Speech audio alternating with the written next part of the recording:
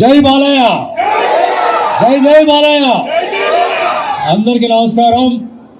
వేదికను అనిపించిన పెద్దలు శ్రీ నందమూరి బాలకృష్ణ గారికి, Andhra Pradesh film development corporation chairman Bharat Bhushan గారికి, వైస్ చైర్మన్ మెహర్ రమేష్ గారికి, మంత్రి గారికి, మరి ఈరోజు మా కమిటీ వారికి, వేదిక మీద కూర్చున్న పెద్దలందరికీ, ప్రియమైన అభిమానులు, మీ అందరికీ నమస్కారం. చాలా సంతోషంగా ఉందండి. ఈరోజు మరి మీకు ఒక ముఖ్యమైన విషయం చెప్పాలి. ఒక నెల క్రితం బాలయ్య బాబు గారు నాకు ఫోన్ చేశారు.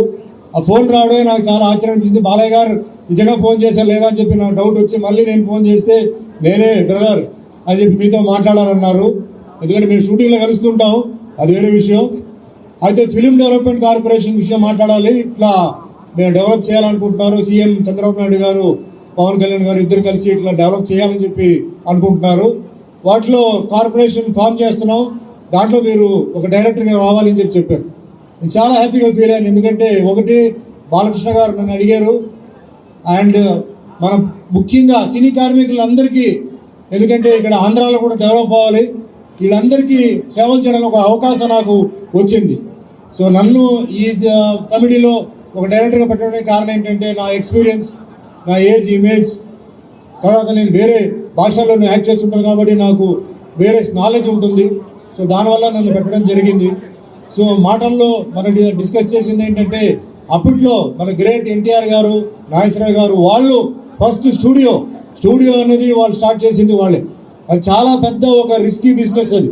ఎందుకంటే సినిమా ఇండస్ట్రీ ఉంటుందా లేదా తెలీదు, అది మెయింటైన్ చేయాలి. అయినప్పటికీ వాళ్ళు ఏంటంటే మన తెలుగు వాళ్ళందరూ ఒక స్టూడియో కావాలని చెప్పేసి వాళ్ళు చేయడం జరిగింది. దాని తర్వాత మరి మిగతా విషయాలు చెన్నైలో అక్కడ ఇక్కడ జరిగింది. ఆఖరికి మళ్ళీ సినిమా ఇండస్ట్రీని మళ్ళీ ఇక్కడ తీసుకొచ్చింది గ్రేట్ ఎన్టీఆర్ గారే. అంటే తెలుగు వాళ్ళందరూ ఇక్కడ మన తెలుగు రాష్ట్రంలో ఉండాలి, వాళ్ళు బయట ఊర్లో పనిచేయకూడదు, అందరూ ఇక్కడే ఉండాలని చెప్పి తీసుకొచ్చారు. సరే, తర్వాత రకరకమైన మార్పులు, కొంచెం అప్స్ అండ్ డౌన్స్ అవన్నీ ఉంది. కానీ ఈరోజు హైదరాబాద్ అంటే ఫిలిం అంటే ఇండస్ట్రీ అంటే వరల్డ్లో తీసుకుంటే కూడా హైదరాబాద్ అనేది అది ఒక సెపరేట్ హబ్ కింద అయిపోయింది. అదే మాదిరిగా మనకి అమరావతి ఆ విధంగా జరగాలని చెప్పేసి మన ప్రియతమైన ముఖ్యమంత్రి గారు చంద్రబాబు నాయుడు గారు చెయ్యాలని చెప్పి నిర్ణయించుకున్నారు.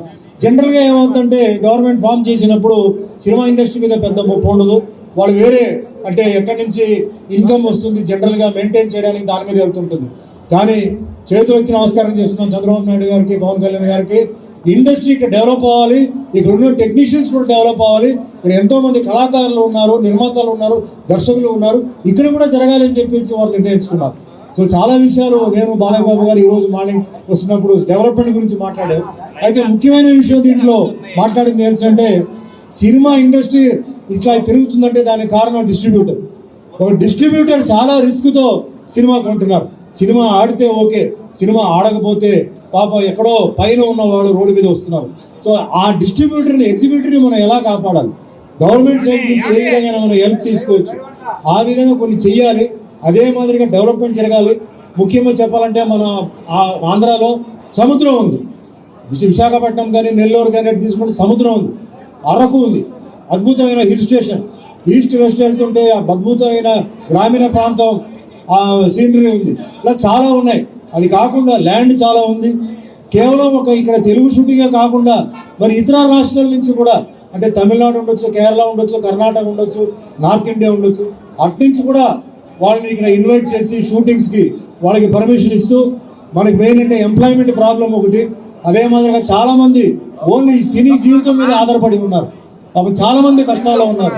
సో వాళ్ళందరికీ మంచి జరగాలని చెప్పేసి మన ప్రియతమైన ముఖ్యమంత్రి గారు చంద్రబాబు నాయుడు గారు, పవన్ కళ్యాణ్ గారు, ఆయన ముఖ్యంగా బాలయ్య బాబు గారు నిర్ణయించుకున్నారు. సో తప్పనిసరిగా నా సర్వీస్ ఉంటుంది, నేను నా సాయ శక్తి మీద నేను ఇక్కడ డెవలప్ అవడానికి నేను ట్రై చేస్తున్నాను.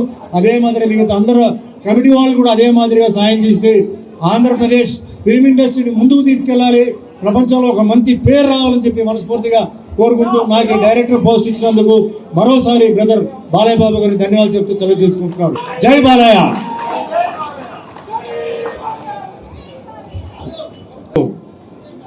టీవీ సినీ నటి శ్రీమతి వై ఝాన్సీ గారు